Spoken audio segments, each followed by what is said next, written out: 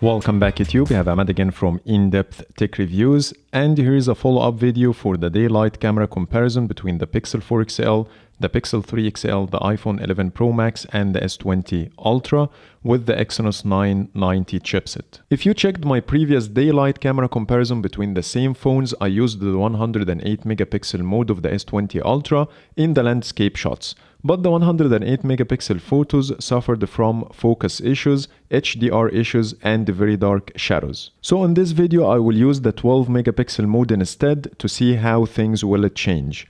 Also note that I will only compare the normal landscape shots in this video because these are the only shots I used the 108 megapixel mode in.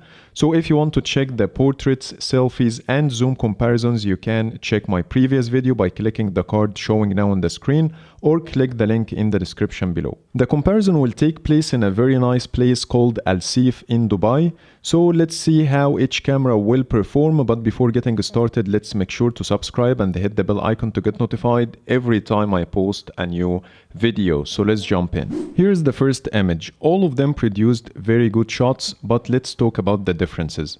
The Pixel 4 XL produced the least saturated colors across all of them with a pink hue that you can notice more when you look at the sky. So it's not as blue as it should be, and the image is slightly overexposed in the highlights. However, the trees still look natural. Finally, the shadows are well exposed so you can clearly see what's under the bridge. Overall, the image looks natural, but it has a different style than the rest of them. The Pixel 3 XL produced more saturated colors than the Pixel 4 XL, but still keeping the natural look of the trees. It also nailed the exposure, the highlights and shadows are well exposed. There is no under or overexposure here. It also has the coolest white balance, so the sky looks perfectly blue. Overall, the Pixel 3 XL produced the most natural looking image across all of them. The 11 Pro Max didn't saturate the colors, however it overexposed the highlights a bit too much, so the trees don't look as natural as in the Pixel 3 and 4 images.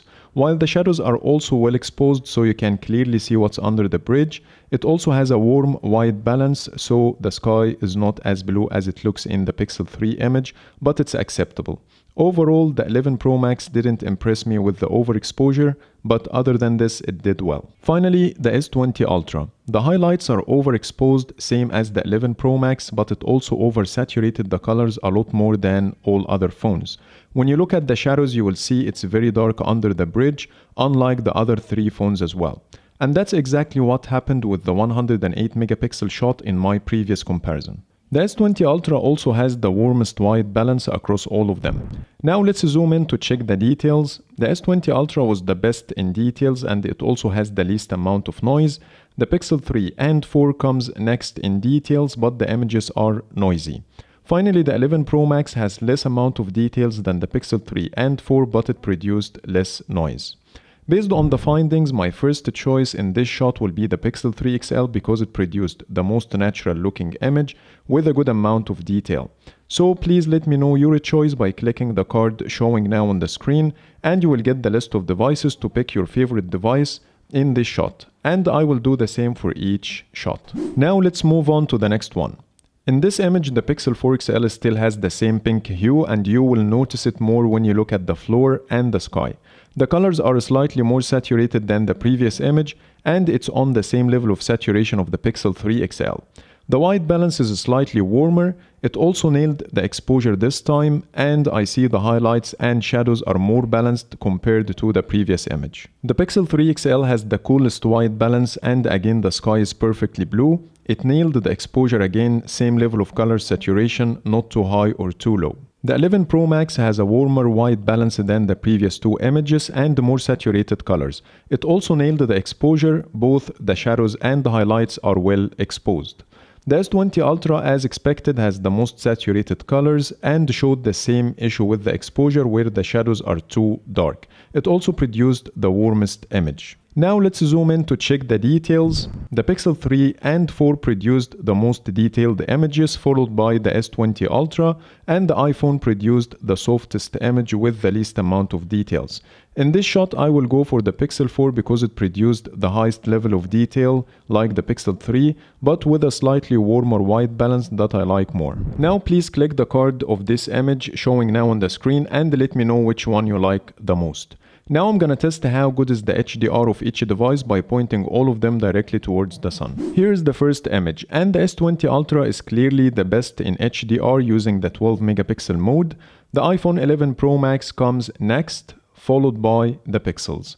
But the biggest difference here in the amount of details showing in the S20 Ultra image. So when I zoom in, I see the most detailed image coming from the S20 Ultra, and that was a surprise to me because the same shot was taken using the 108 megapixel mode and it came out very soft and lacks a lot of details. So take a look here. Those are the 108 megapixel and the 12 megapixel side by side, and you can clearly see what I mean. So let's get back to the previous shots.